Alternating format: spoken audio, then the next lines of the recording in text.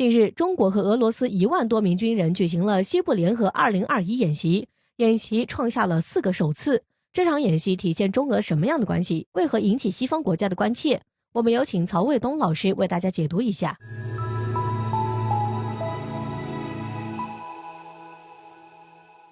网友朋友，大家好，我是曹卫东。8月9号到13号中俄两国将进行这个战略演习啊。这个战略演习呢，应该说我们已经是连续搞了好几年了，而且常态化。今年这个演习有一些特点。第一个特点呢，就是在疫情以后第一次在中国的境内搞这样一个演习。因为疫情发生以后就是首先控制疫情是一个重大的问题。那么世界各国包括军队都是一个严峻的问题，因为官兵染病之后，它会形成一个非战斗减员。那么现在呢，我们是在中国的境内进行这样一个在疫情没有完全就是消除的情况下进行联合的演习，说明我们对这个疫情有了很好的这个控制的手段。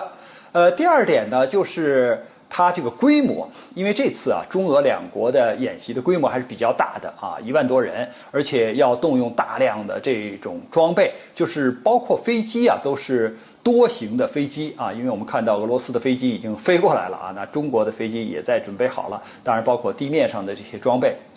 这是第二，就是它的规模是战略级的演习。那么第三点呢，就是这次由中方来主导，因为它使用的是我们在宁夏青铜峡的这样一个战术训练基地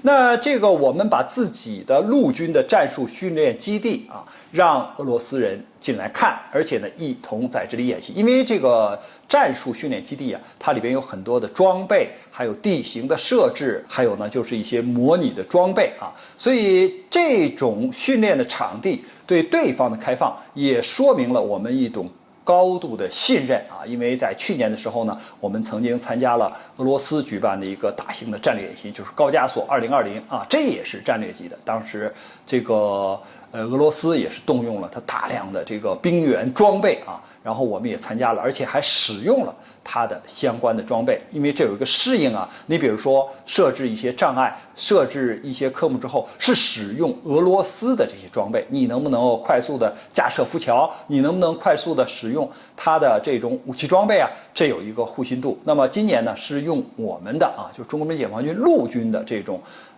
战术训练的这种装备在青铜峡，所以这也体现了一个这个高度的信任。还有呢，就是这次就是两国的军方非常的重视，包括俄罗斯的防长绍伊古可能都要过来就准备来观看，就是这次联合的演习作为国防部长来看一个演习，那这个而且是到其他的国家，因为毕竟是绍伊古是客人嘛，所以他来，所以这也体现了今年这个中俄两国演习的一个特点。所以通过这样的演习呢，我觉得我们可以得出这样一些结论。第一个结论呢，就是中俄两国它是很好的伙伴因为我们不是一种军事同盟的关系，而是一种伙伴的关系。所以呢，这个呢可以看出我们的这种伙伴关系发展很好。第二呢，就是高度的信任，因为它这个演习的规模很大，它不是一般的简单的反恐或者是打击这个偷渡分子或者是其他一些人道主义救援而是一种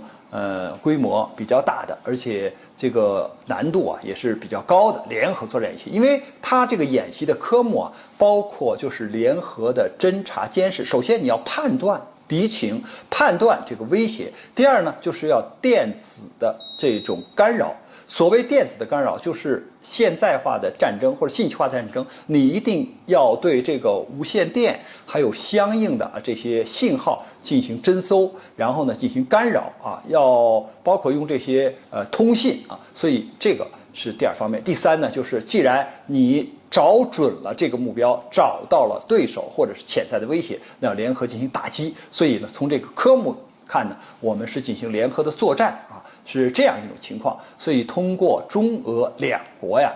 就是这次搞的这个可以说西部2021这样的演习体现了我们两国的互信，体现了两国在共同维护地区安全、地区稳定这个方面所达成的一致。和共识。关于这个话题呢，我们今天就聊到这儿，感谢大家关注本栏目，我们下期节目再见。